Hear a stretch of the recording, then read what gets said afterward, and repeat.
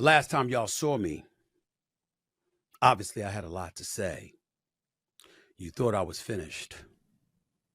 I wasn't. The Stephen A. Smith Show coming your way. Check it out.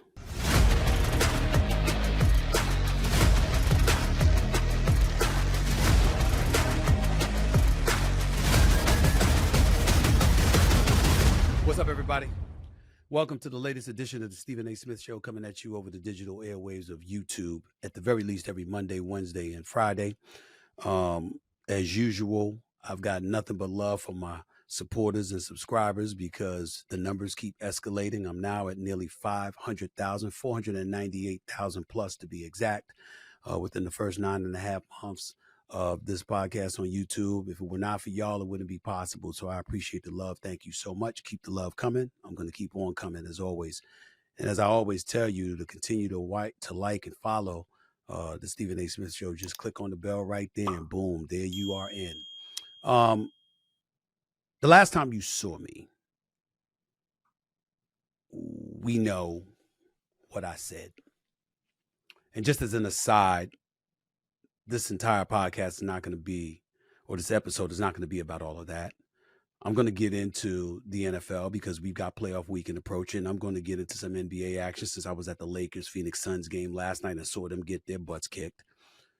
We're going to get into all of that as the show, this particular episode, progresses. But I felt the need in the aftermath of what you saw on Wednesday to address all of y'all as directly as I possibly can be. Or I possibly could. You saw Stephen A. Smith, that some would say was out of character. Obviously, I was profane.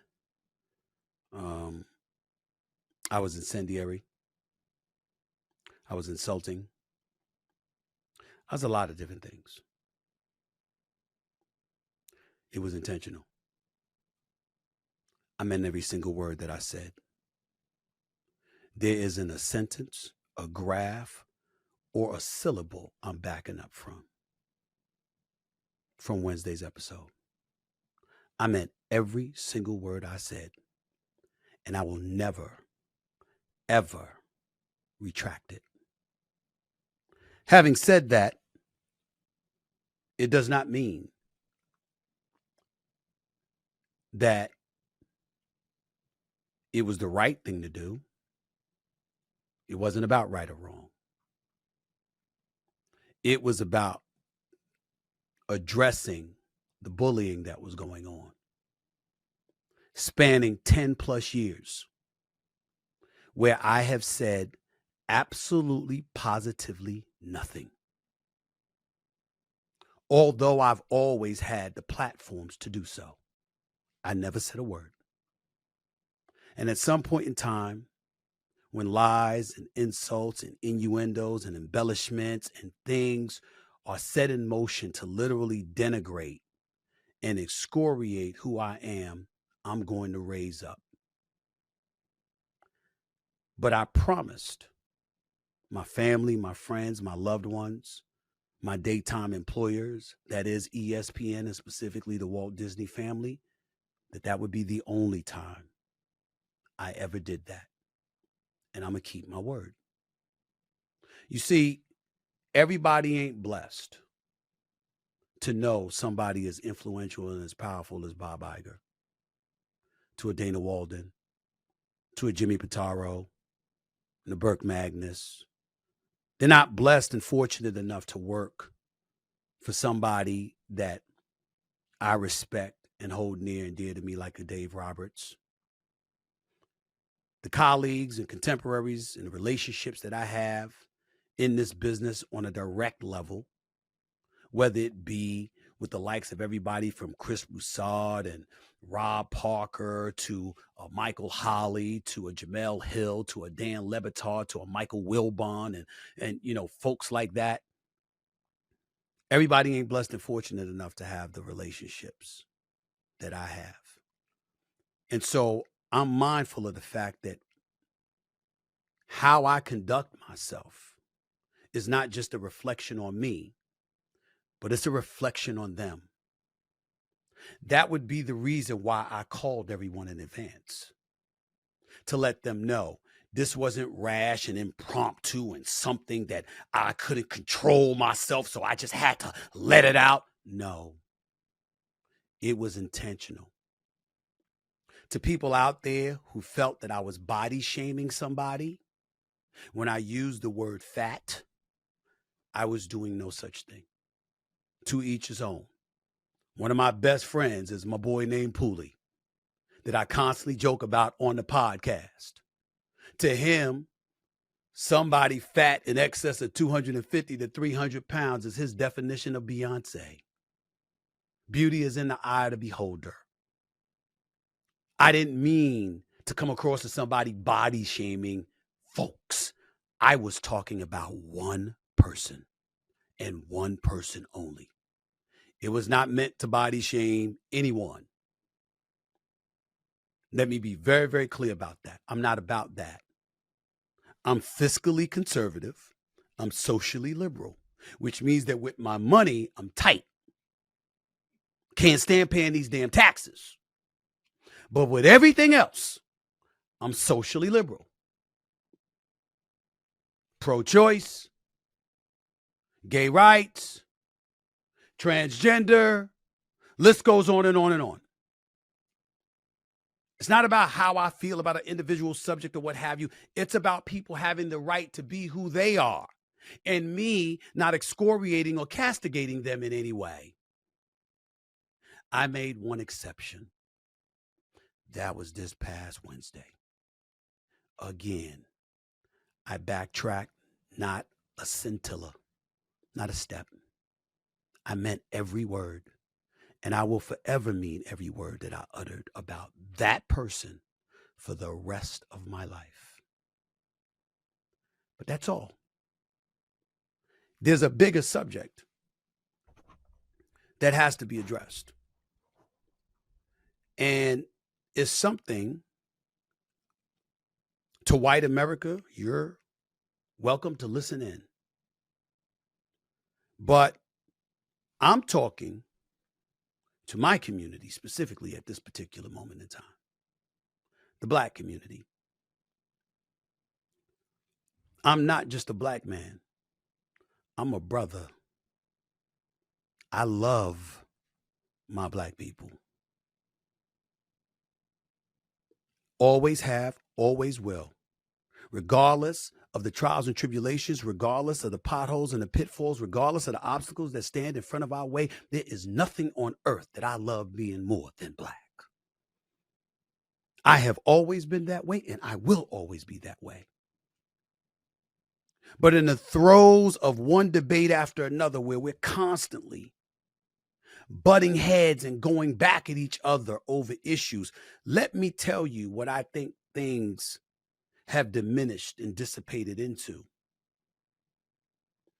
It's about people looking to spew their narrative or looking to attach a narrative or an agenda to something as opposed to taking things at face value for what they are from time to time.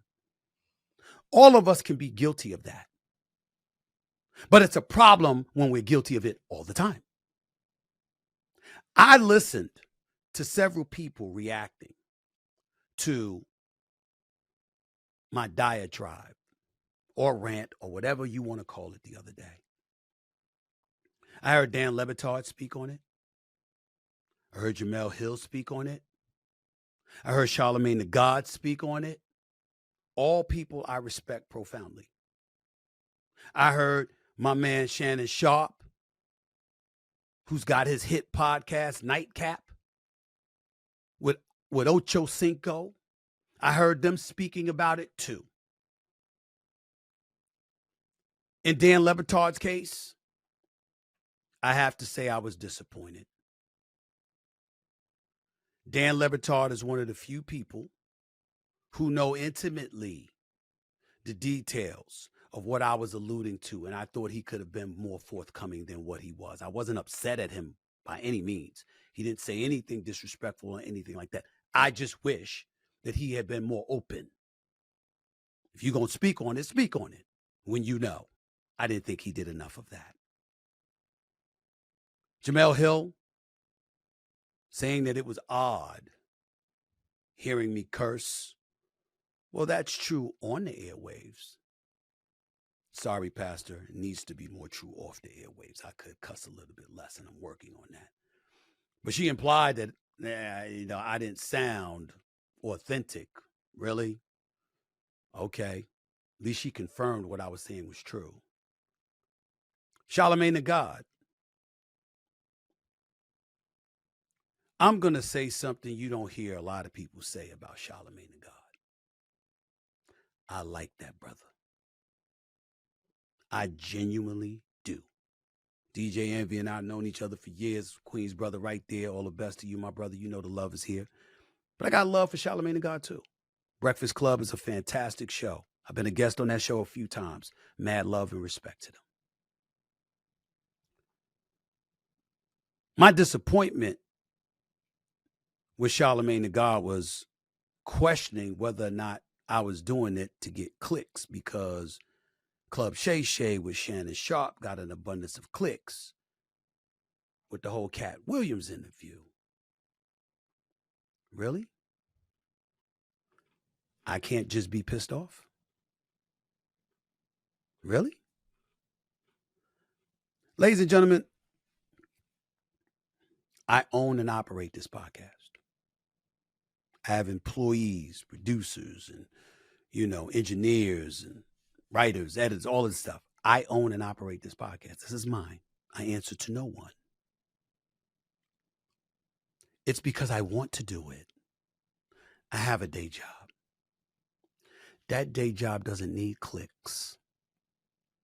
It has ratings. And those ratings have been number one for 12 years and counting in the mornings. And when I say number one, I'm not talking about annually. I'm talking about every week and every month and every year for a decade. And in case you don't know anything about this business, allow me to educate you. There is an industry out there, a very profitable industry, that's still trying to figure out how to monetize the world of digital. That's why you saw a SAG-AFTRA strike. It's why you see networks laying off employees in linear television, but in the digital stratosphere, more opportunities are being created. You see more platforms available because there's more opportunities out there in the digital stratosphere. But because there's so many options, the money received by one entity might not be enough, which is why linear dollars is still paramount. Who's number one in linear? That would be me. My point is, I don't need clicks. It's nice to have them. I certainly want them. It builds a subscriber base. Cool, no problem. You're getting into this business, that comes with it. But I don't need it. Because I'm already winning here. And as it pertains to Shannon Sharp, I do not compete with him outside of debating against him on the show. If that were the case, I would not have went out and got him to come on First Take. He had a name on FS1, working opposite Skip Bayless on Undisputed. Why would I go get him? Because he's great. He's a 3-time Super Bowl champion. He's a Hall of Famer. And I personally think he's a genuinely good dude that was being screwed over. And I did not want him to be in the position that I was in 2009, wondering what kind of career I would have left when I was let go. As it pertains to Shannon Sharp directly, he too had an opinion about what I had to say on the last episode about an individual who will remain nameless, hopefully for the rest of my days on this earth. Here is Shannon Sharp and Chad Ochocinco talking about me and what transpired on my last show on Nightcap just the other night. But I told Stephen, I said, Stephen A., will you please stop lending people your audience? Yeah. Sometimes sometimes you got to put people in your place. Sometimes you got to put people in your place. Because what happens is, if you don't say nothing, they're going to keep on coming at you, and they're going to keep on coming for you. Normally, when you're in school and there's a bully and he's bullying you, he's going to keep on bullying you until you stand up to him.